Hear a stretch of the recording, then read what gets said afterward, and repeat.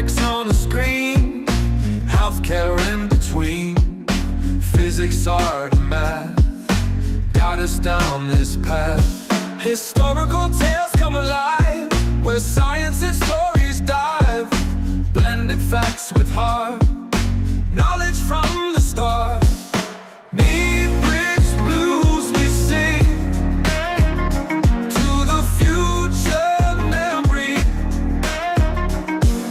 Health and science in the mix, MedBricks got the fix.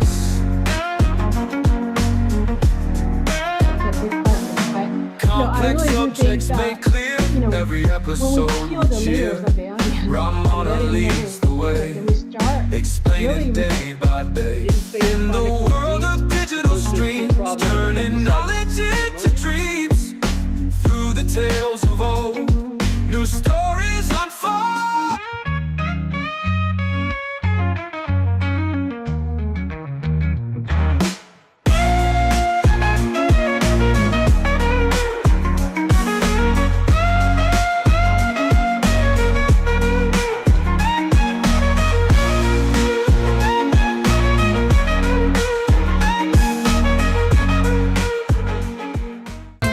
MedBricks Webcast is a new kind of healthcare media channel to break the silo mentality and foster interdisciplinary thinking. Our mission is to fill that gap and to create a curiosity through different lenses, tapping the passion that guided the historical figures in medicine and bringing present-day groundbreaking research to the front lines. We interview physicians and leaders in the industry about present-day healthcare challenges on our live programming.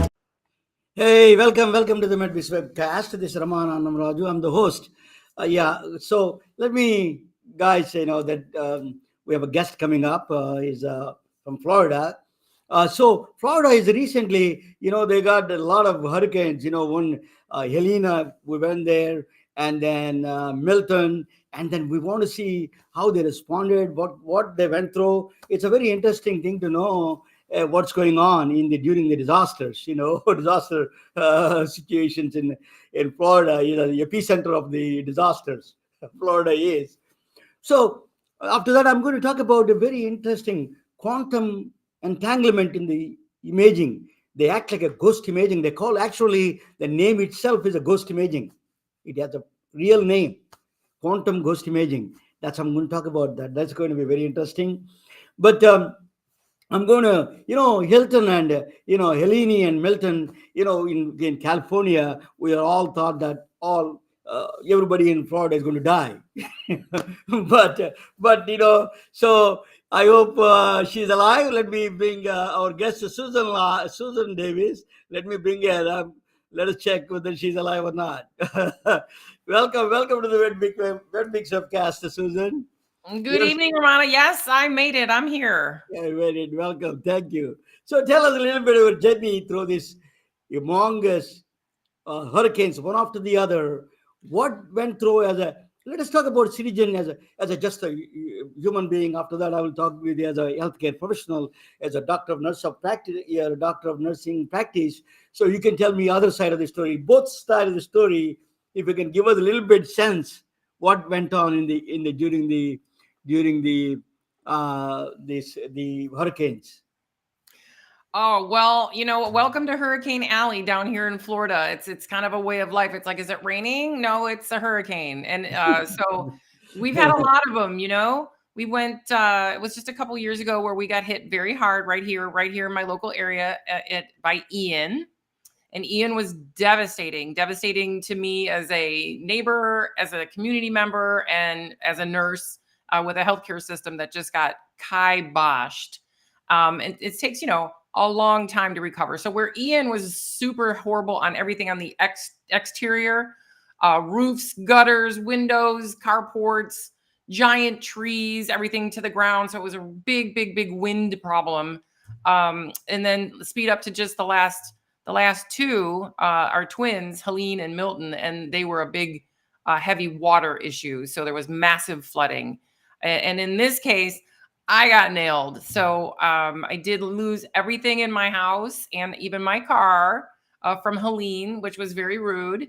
And it was exactly 2 weeks in between Helene and Milton. And just when I had my, the walls were cut out and the fans were going, and I thought I was going to be able to save a few things, Milton came through, and Milton came in worse. The water was higher. So anything I might have possibly had left over, I did not after Milton. And Milton was very, very rude. Milton brought in sludge. So there you have it, Hurricane Alley. So it does affect all of us. It helps. It's horrible on the healthcare system. Our teams have to go in. They're billeted with Team A or Team B. You have to leave your family before the storm and stay until the storm passes, and or then relieve those people, which is huge. You know, they've been in there for however many hours straight, and then they want to go home after the storm passes. And so Team B has to come in to relieve them. And so it's a big stress. It's a stress on everybody. How do you prepare for this kind of situations? What do you do as a citizen? How do you prepare yourself as a resident of this unrelenting hurricanes? Well, down here in Florida, it's kind of an expectation. So, you're supposed to have your hurricane kit, and we were all like, yeah, hurricane kit. You get your basics. You have water, booze, gas, candles. You put everything that's on the outside that you can possibly bring in and tuck down. You tuck down, and it's kind of like mosquitoes and no-see-ums down here. The tourists are smacking them, and we're just like this. So there's lots of things you can do, but listen, it's not good when you don't prepare. I can tell you that. Yeah. So let us talk about the healthcare system. How do they respond? FEMA, the just in general, county, state, and then federal governments. There's a lot of response teams there. What is that really helping and saving? I saw you wrote a nice article about the nurses and disaster, and then that was impressive. So just tell us a little bit about that. How you as a healthcare professional, what kind of healthcare systems available, what tools are available during this process? So the plan is amazing. It's a massive plan, and there's a massive team, and they watch the storms pre, during, and post on levels both in our counties, from our state level to our county level. The hospital, of course, sits. They have an emergency operations center that coordinates with both state, local, and national plans. In the state of Florida, I can tell you that there's a lot of plan. You only get in trouble when you don't follow the plan. So we're all prepared. We have very formal evacuation plans. We have plans to shelter in place when the timing and the communication is amazing throughout, before, during, and then after. And then after, there's always resources. We're never without for very long. I mean, you might be without power, but not for very long. I mean, I have been, 2 weeks without power at one point, but that was like years ago. Anymore, you're not going to be down for more than 3, 4, 5 days, depending on how bad your area got hit. So, I don't know. Down here, it's going to be tricky. You do have to plan. If you know or think you're going to be without, you have to plan on thinking you're going to be without electricity. But I'll speak to nurses. And for instance, myself in Ian. Now, I wasn't able to respond after Helene or Milton because I myself was in trouble. I had my own stuff I had to take care of. But like after Ian, there wasn't anything I could do except help. And that's what nurses do. Nurses show up. They show up at the front line, whether it's in the hospital or whether it's in the community. And that's what we did in my local healthcare system. We all pitched in. After Ian, we had to transport patients. We had to close down and remove patients' babies. There's specialists in my healthcare system at our children's hospital.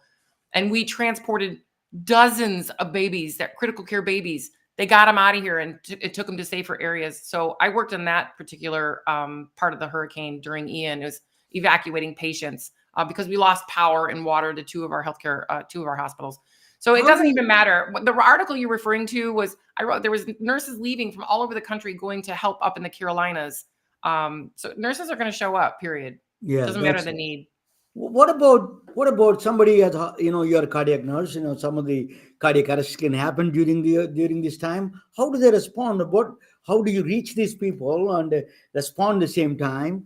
Well, I'll tell you what, it gets very tricky during the height of the storm because they warn you. What happens is down here, once winds get over 45 mile an hour, then the bridges are going to close.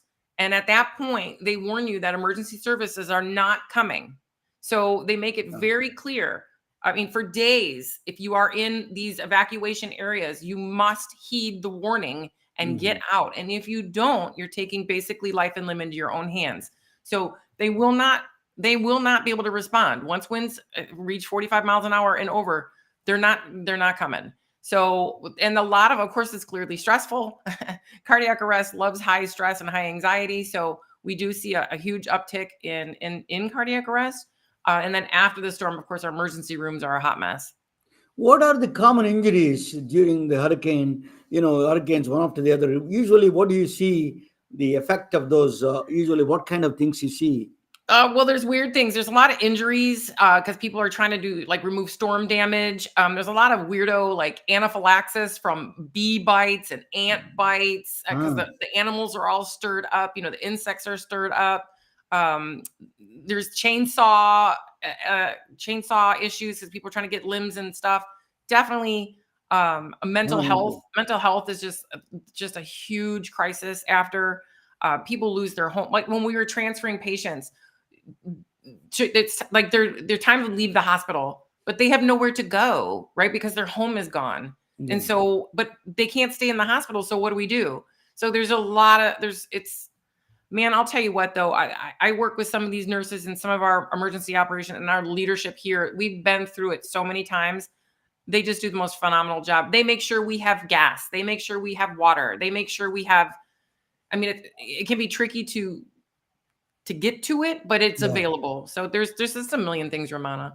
Yeah, I can, that when I was growing up in India, one of the things is infectious diseases are big after the flooding. Usually that's a big problem there, cholera and all those things.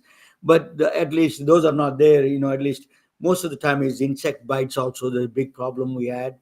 So I think, when you prepare for this kind of a disasters, you always, nurses are always in the forefront, you are real heroes, in my view, true advocates for the patients and true advocates for the residents or the nurses. No question about that, in my view. So, you right now in present, you're not in your house, right? No, I'm in a rental house. Actually, and and it's not going to last. But I have very good news. They pulled new wires in my house yesterday. So I actually have electricity. Well, I have electricity as of yesterday, and the walls started to go back up just yesterday as well. So I'm getting close, maybe by the holidays. So you have some cattle and all kinds of horses and all these things. How they are doing? They survived okay in the disaster? They do just fine. It depends on the amount of land that you have, but if you have plenty of land, and even if you don't during a hurricane, there's a lot of small animals. Sometimes, there's lots of small animal shelters during hurricanes. The large animals, there's lots of different ways. You can braid your name and number into their mane or in their tail. You can use paint and put your address and phone number on your horse's sides, on their butts. Cattle, you just say good luck, good riddance. Give it, do your best. Mostly they do okay, as long as there's not. Actually, our livestock here in the state of Florida, they have a worse time with just a normal summer lightning storm. Their biggest fear we have for them is lightning. Lightning? Oh, interesting. Yeah, which you don't really have much lightning. There's tornadoes during hurricanes. There's a lot of tornadoes during, was it Helene? I think it was Helene. It might have been Milton. They're blurring together. Tornadoes are bad, but the livestock is fine. They just hunker down and they do just fine. I'm truly sorry that you are going through a lot of these things. We can't imagine. We are in the sunny weather, 72 degrees in California. We don't even understand, that the effect of this not unrelenting, one after the other. You're getting these, bombarded with the hurricanes. I lived in a monsoon season. I grew up in a monsoon season. I remember those days. We used to have all the cancel some plans all together. It is really disappointing for us as the kids, any canceling plans. But I tell you cancel your house and all those things is really much more worse in that situation there.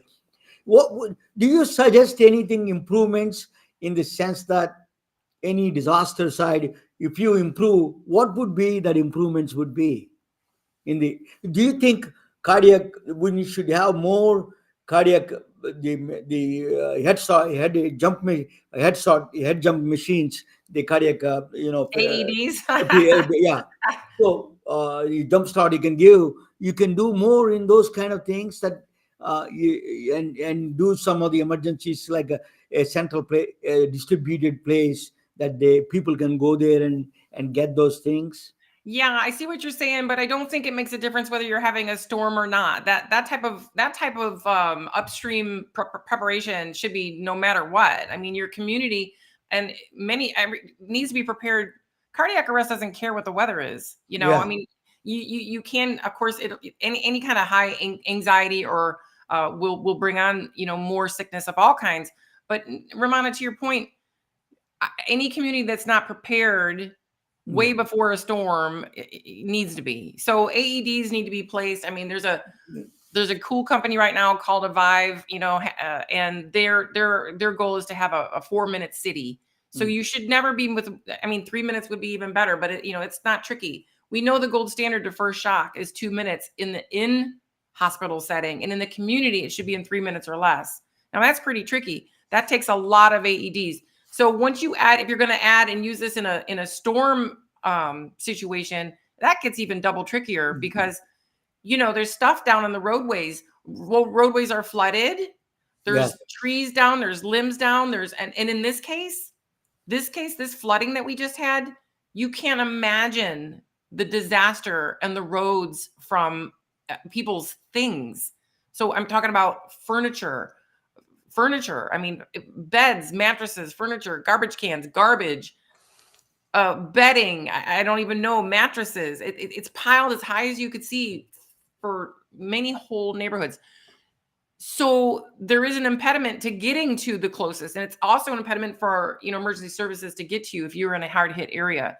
So, you might, I think it would be there's lots of smaller ones coming out, AEDs, even personalized ones. They're I didn't see that. Use to sell AED. It's a single use. Some people are naysayers about it. I say, heck yeah.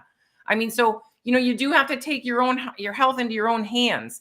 We can't be always worrying and waiting about who's going to come to save us. You kind of sort of have to take your life into your own hands for you and your family and get your own AED. Get one for your home. Get a small one for your backpack. If you're someone who does a lot of sporting events, if you do distance running or biking, or you go off the grid, who's going to save you, hurricane or not? Can you give us that information about it? I can post in my LinkedIn, because a lot of executives they go to hiking and all those things. It's very important to have that kind of a carrying on because people are getting older, and particularly Florida is the retirement home for a lot of people. So they're all older people. The whole country is getting older. So it is a challenge. I think, we need to have how much training is required nowadays with the new technology, like a defibrillators coming up with the technologies. Less and less training. I mean, you turn them on and you push the button. I mean, they're really, literally, you turn it on, you put the pads on,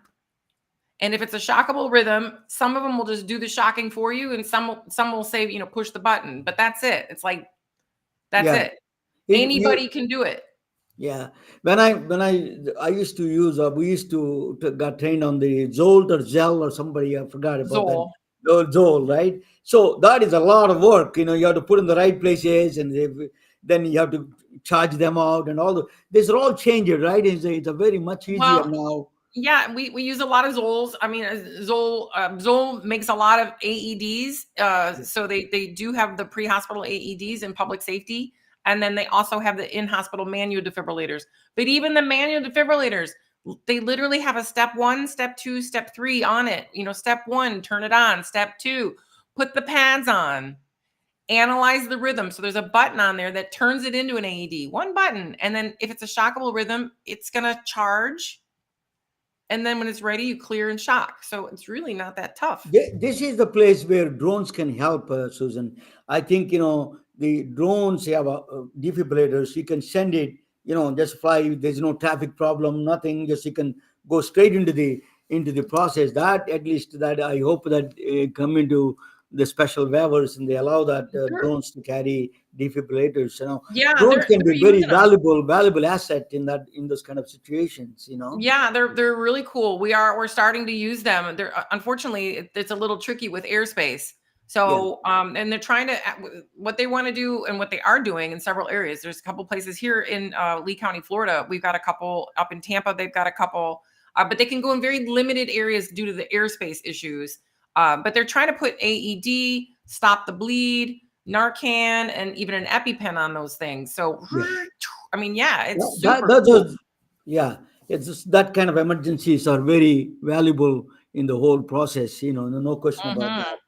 Yeah, that your rescue RN, you teach a lot of these people, training the communities, you teach schools, and you do your the company that you run is the rescue RN, right? What do you all do in the rescue RN?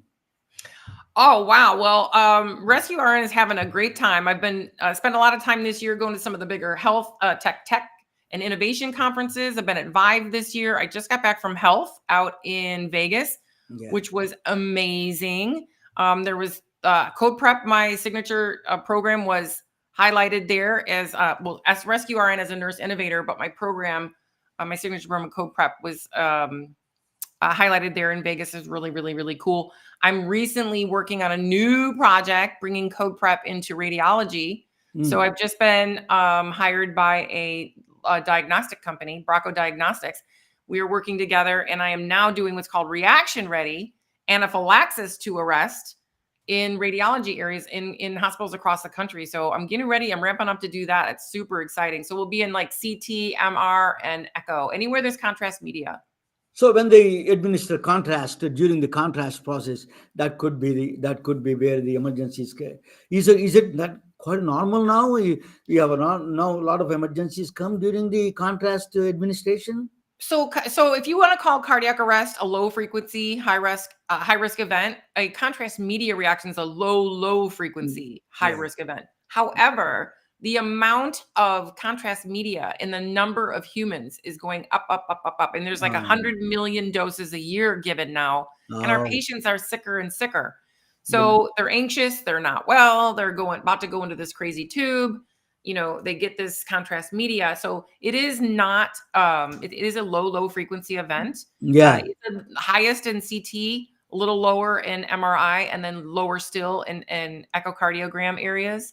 But it still happens. And if you think about the setting, the radiology settings and imaging settings, they tend yeah, to be kind of out of the way. They're not in the normal flow. So there's yeah, a real high opportunity for a long response time. And so what are they going to do until help arrives?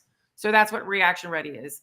yeah, We learn about the mild, moderate, and severe complications and signs and symptoms. And then what are we going to do about it? And then more yeah. importantly, what do we do Um, once they tank? So I'm playing around with it. So yeah, thank you. We'll come back and I will ask you a little bit more about it and see that what are the rescue RN and new CPD codes you're saying. I want to understand that CPD code part of it. Let me present a topic on this new kind of thing. It's going to be actually in radiology. It's very useful in radiology.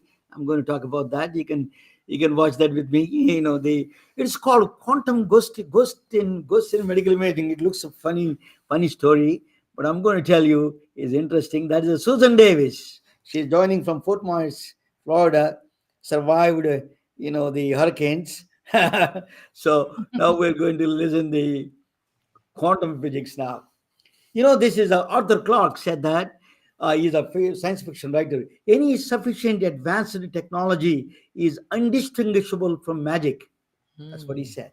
That's absolutely. I will show you how that is so true. I'm going to medical imaging with a ghost. I'm going to talk about that. It's all funny, we all think, but it's more you'll be surprised. So, actually, I'm going to tell a story, just a fictional story, a real story, maybe. There's a girl is from UGA, University of Georgia. It's just a hypothetical story, and listen to me. So, then the boy is going to the Vanderbilt, both of them, but they're brothers and sisters. And what they do is they have brotherly love. So, what they decided is that whenever she wears the Georgia Bulldogs, he wears Vanderbilt. When she wears the Vanderbilt T-shirt, she wears the Georgia Bulldog shirt. So they're kind of understanding each other without any communication. They do that automatic. That is a, that is so they have this automatically, they're intuitively, when she puts the Georgia T-shirt, he changes to the Vandy shirt. If he does the Georgia T-shirt, she puts the Vandy shirt automatic. There's a brotherly love kind of thing. That's a love in action. But that is a kind of a magic, right?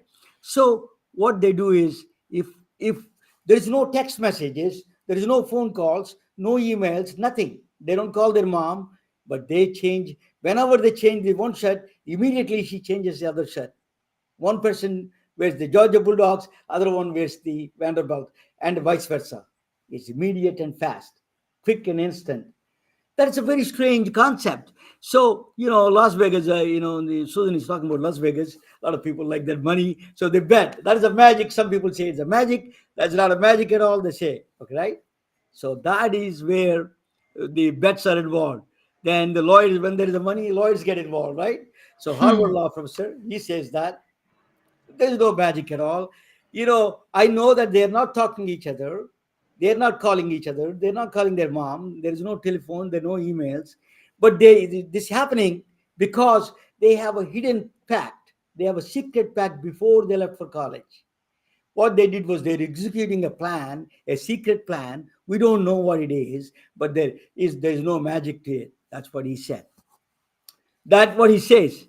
But when it's a far-fetched truth, but it's a far-fetched, so they send two lawyers with the different T-shirts, the Bulldog T-shirts and Vanderbilt T-shirts, and both of them, they have both of them. And then other lawyer goes to the boy, one lawyer goes to the girl. So they put it randomly, they give a T-shirts to wear and see, and then call each other, hey, does he wearing the opposite shirt? That's a far.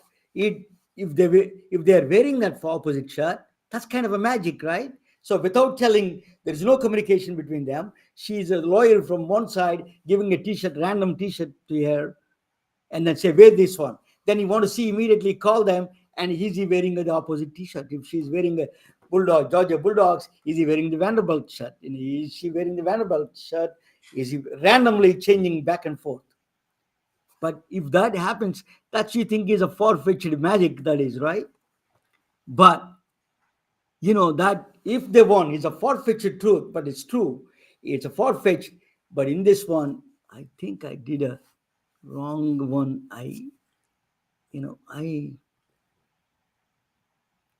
Let me check this one. I got the wrong one. Yeah. I can't believe you're talking about radiology and Vegas. I brought both of those up. With those out. See, it's just like the T-shirts. Yeah, that's right. So anyway, this is a. I thought that, let me check that. Maybe I need to add a different one while I'm doing this. Just to give me 1 second.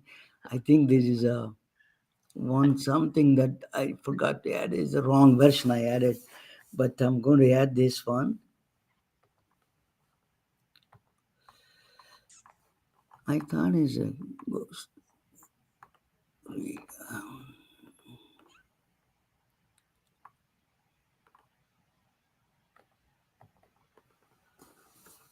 Yeah, let me do that. Did your children know they were going to be highlighted in your show tonight? As their children, yeah, they don't know. I recognize them. Yeah.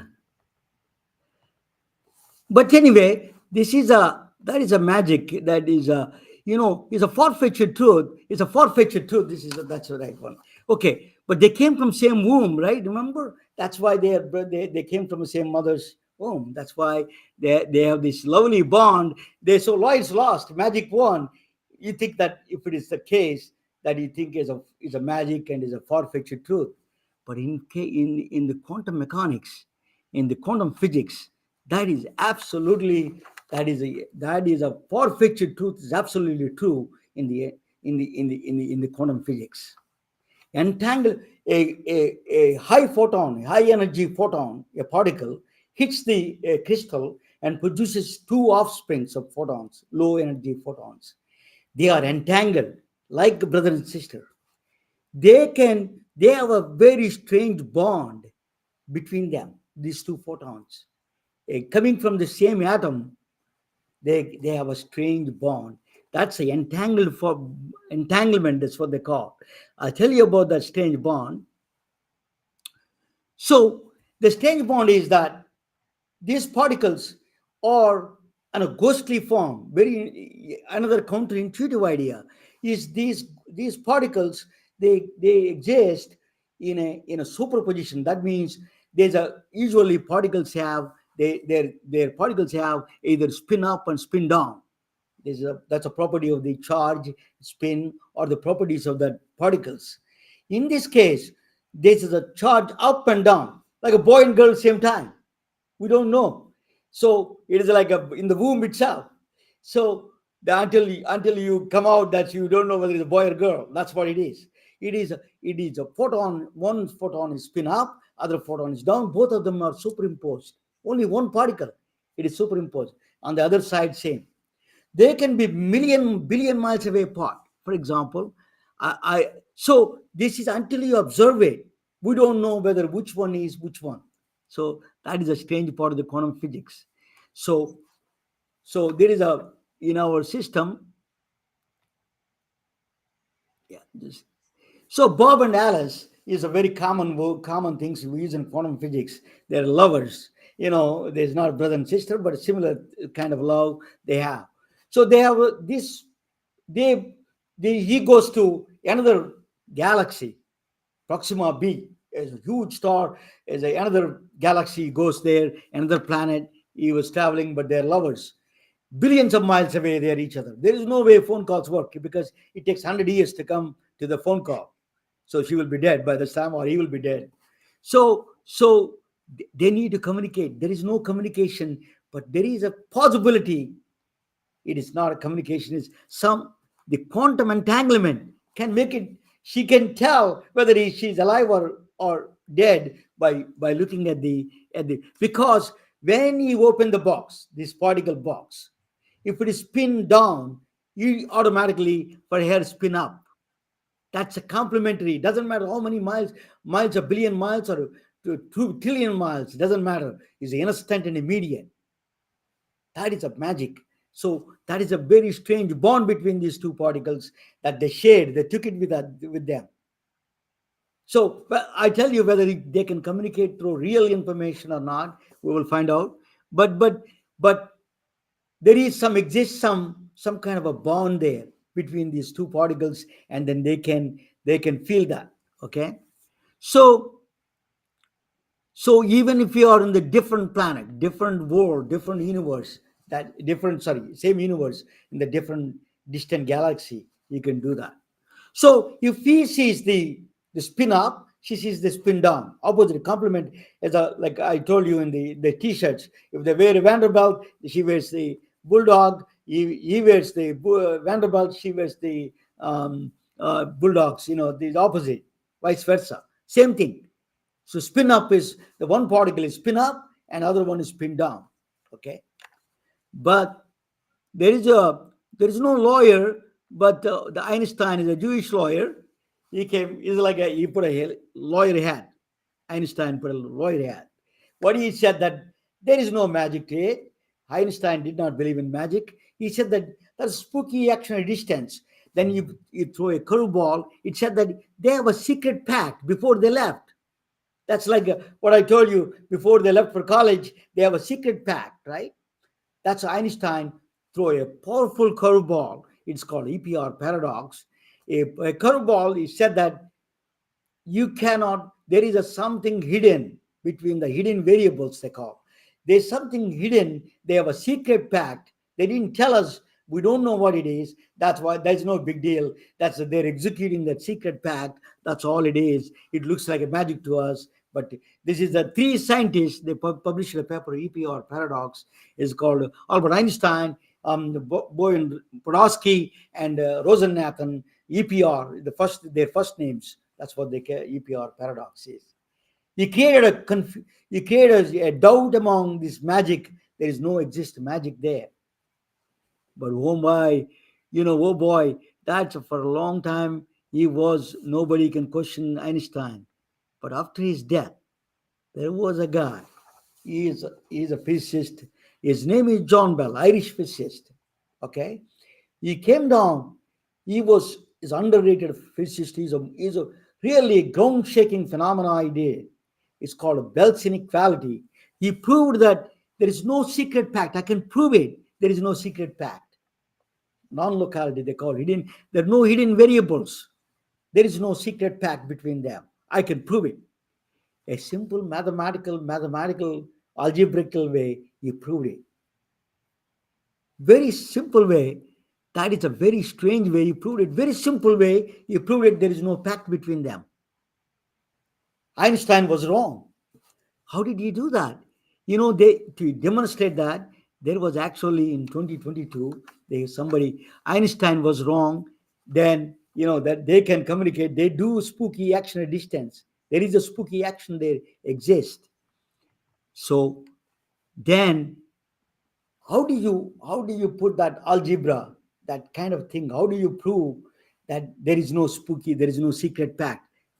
There is a very strange game. 2022, people came up with a strange game. There's two scientists, Merman and Pierce. Magic Square is called.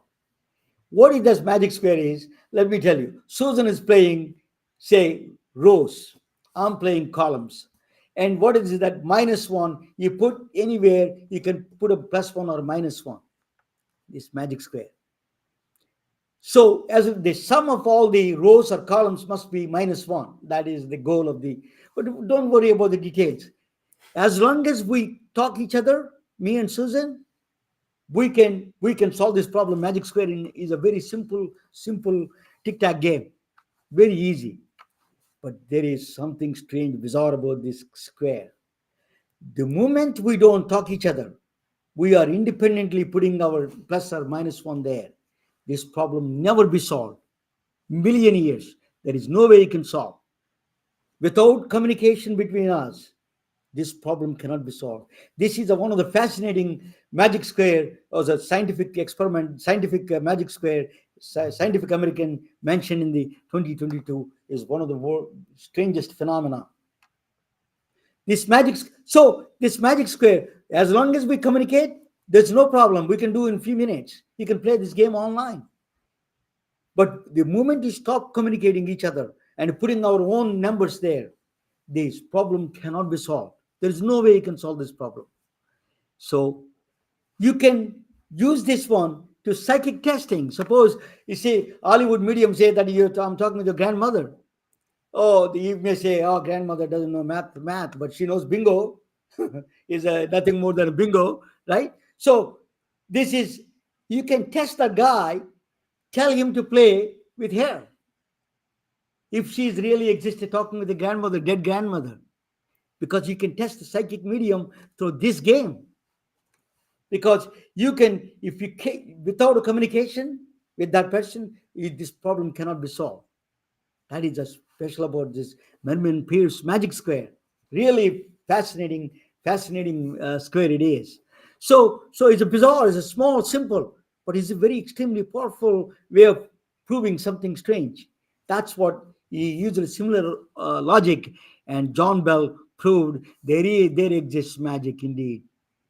So in fact, they did experiment on it in 2022.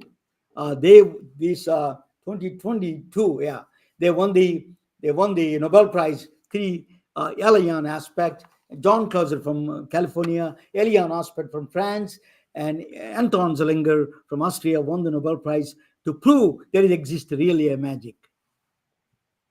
They won the Nobel Prize.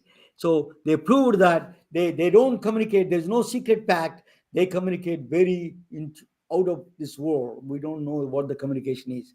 It is outside of our understanding. So if you think about that, all the viruses, enzymes, molecules exhibit this quantum phenomena. We are coming to know quantum biology is becoming a big thing. But I tell you something interesting. These are all space and time. The sizes and the times or scales are so far from us that we need a really quantum physics to. So let us talk about this one. Uh, Quantum ghost imaging. It is you can tell because of the entanglement, the photons are connected together. One shows up, other shows down. I can use as a communication tool is possibly. What we do is suppose I have a entangled photons there. Two entangled photons is the light particles. If I see the same candle and she sees the same, I don't have to see her. Florida, Susan in Florida, I'm in San Francisco. We can, I can see her through the candle. I don't need to even have a picture of her with her cattle, with her horses. She's happy. So, so you can see her through this indirect way by watching the source. So candle.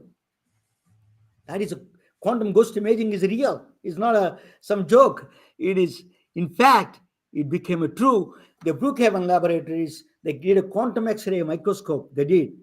It's a two. One is a real the photons, the X-rays. Other one is a low density X-rays. And then you put the less radiation to that. So you can take. So what is the advantage of that? These two rays. You can use the two X-rays. You can put a low dosage, low radiation on the one side, and other side amplified. If you put a low dosage, you may not see the interactions so small, the drug interactions or any interactions you cannot see them. But by watching the other path, other entangled photon, other path, you can literally see what's going on inside. So I can give a less radiation to the patient, and the other side you can see the actual mechanism, what's going on in the body. You can reduce. This is a quantum ghost imaging can be used. They already did the testing actually. Brookhaven Laboratories, they did this quantum X-ray microscope. You can apply quantum PET imaging for the cancer detection. The correlate, the biggest problem in the PET scans, positron emission tomography to detect cancer is basically what they do is it is a lot of noise comes out. It's not people think it's clear, but it's not a molecular level. It's not that crystal clear. A lot of noise there. With the quantum entanglement, quantum imaging, you use a quantum ghost imaging. One is a ghost, right? One is the two rays that come out. One is a photon, one photon goes this way, one photon goes this way. When you correlated photons only that you count them, then imaging all the noise is gone. Then you know which one interacted with the body. You can get a clear-cut images with the quantum PET imaging. Not only quantum imaging, you can do that with the medical devices, QPAT, QMRI, QX-ray, all of them are going to come in.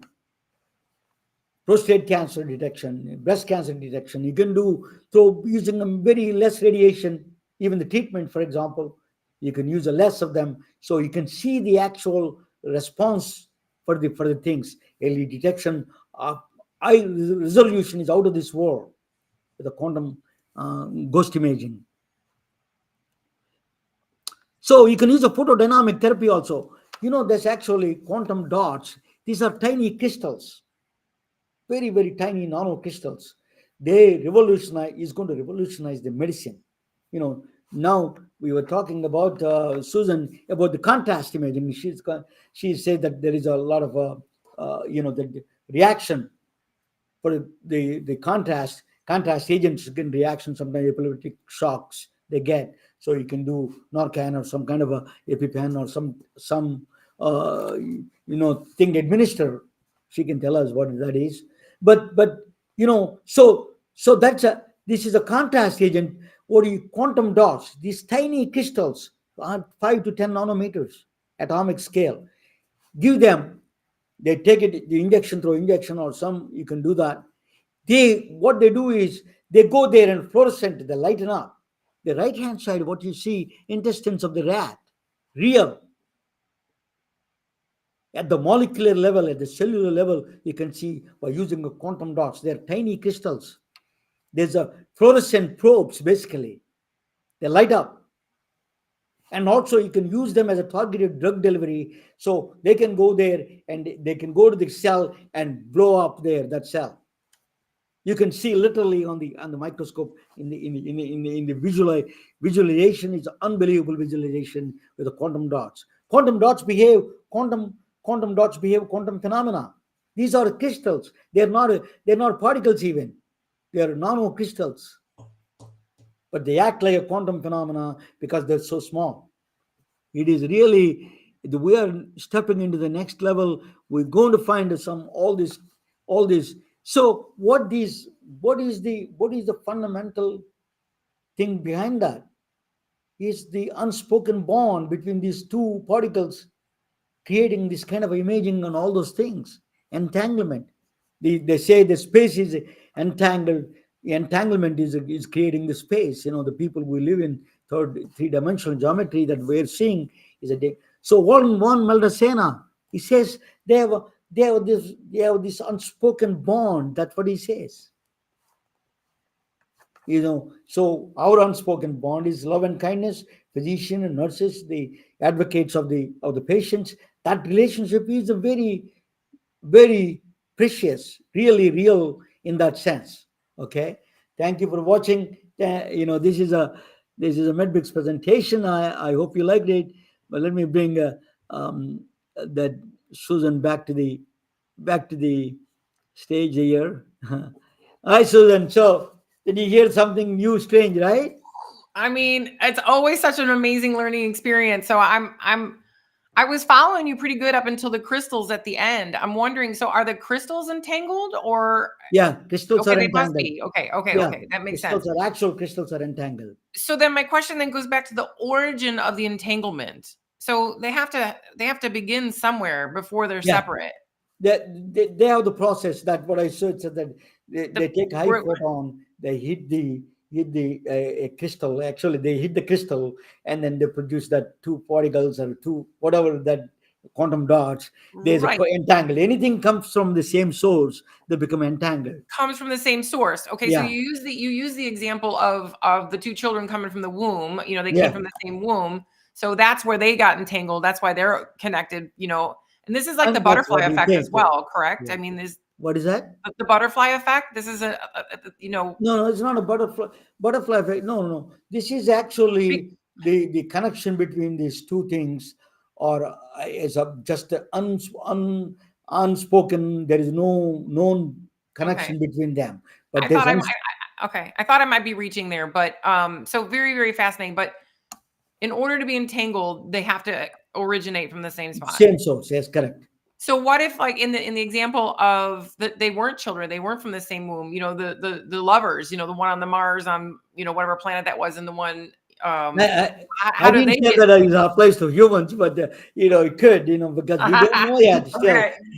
brains have a Mm. neurons can be that is but it's particles definite 100% there is proven beyond the doubt.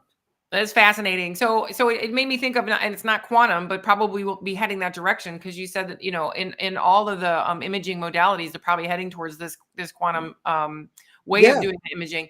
So similar with the rat cells that you were showing, is in when they use contrast media in echocardiograms, they're actually micro bubbles. Yeah, micro bubbles. Yeah, I did. Cool. I used to sell those machines, micro bubbles.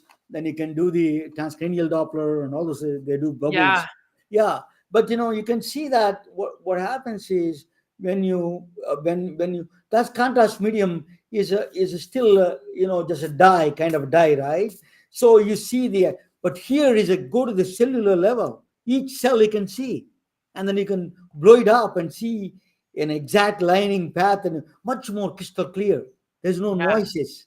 So, And I love the no noises. People don't understand that there's a lot of noise otherwise, but that's really amazing. That was great. I learned a lot. Thank you. Yeah. So this is butterfly effect is one of the quantum phenomena that is actually butterfly effect is if this is very important. I'm going to present that actually next topic is called complex systems. Complex systems are that artificial intelligence is one of the problems, butterfly effect problem. I tell you what that is. If you use artificial intelligence, a machine for that, what happens is this is a black box. They don't have even the scientists who designed this. engineers who design the artificial intelligence, they don't know what is outcome of that outside. They don't know the exact outcome. So they're guessing the outcome is going to be good. It could be bad also. So artificial intelligence, this complex butterfly effect means you basically, even if you have every camera on this one, the outcome we humans may not know what the exact outcome is.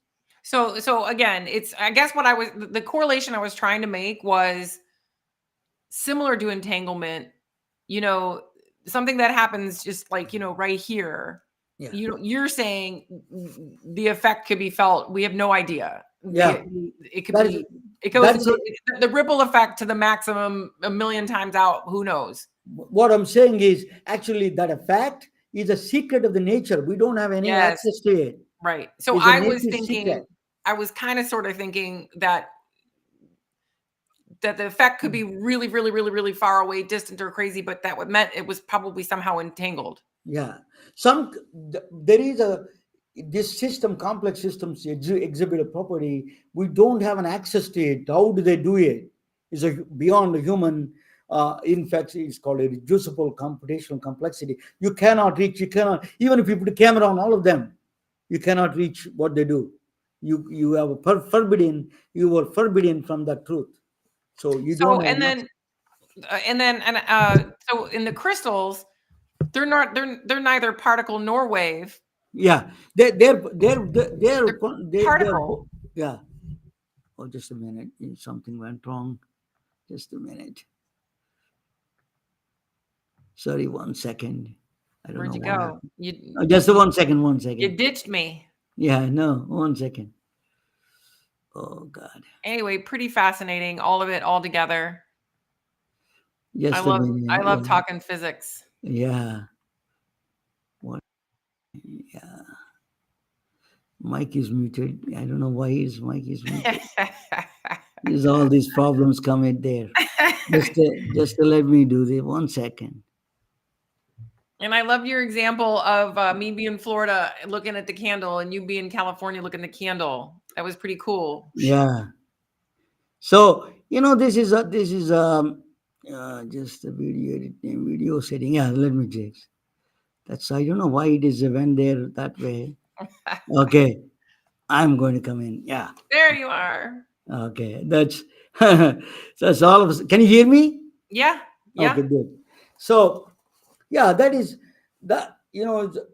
The quantum physics is far fetched. People think when I was doing computers, a lot of people used to say, "Oh, computers are not going to be." Doctors used to laugh at me, and what computers are going to do with healthcare? Now, the same thing that people are laughing at is what is quantum physics is going to do for healthcare. I tell you what it's going to do. It's going to change the world, change the imaging, change everything. It's the way we understand, and we may know a little bit about the brain and all those things. We are just beginning stages. The revolution is in the beginning, So it is really a fascinating situation there, and we're going to have that. We don't know that secret, but the entire secret of the nature, we're forbidden from there. But something we know a little bit, there exists something strange. That we know. And I wonder, as AI speeds up and learns and learns and learns and learns, I wonder how far out we can predict the possibility of what may happen. I mean, I'm going to present that topic actually soon. Yeah. About this reducible, the AI. The people think AI is some engineers design and they know what the outcome is. They don't know the outcome. They have no clue because it exhibits exactly like a human, the complex behavior, like particles, like human beings. It exhibits a strange behavior at the end. It can be the outcome. Particularly, it is dangerous because evolution exhibits the same property, but it takes millions of years. But in artificial intelligence, in seconds, computer does. So if you try to create a drug, for a human being, then it can produce, a bad virus, threaten the entire humanity. So we don't know that, So it is a very careful. They're not telling a 100% story. I'm going to explain that why competition that black box in this is so threatening to our existence itself. So you have to be very careful about that black box is.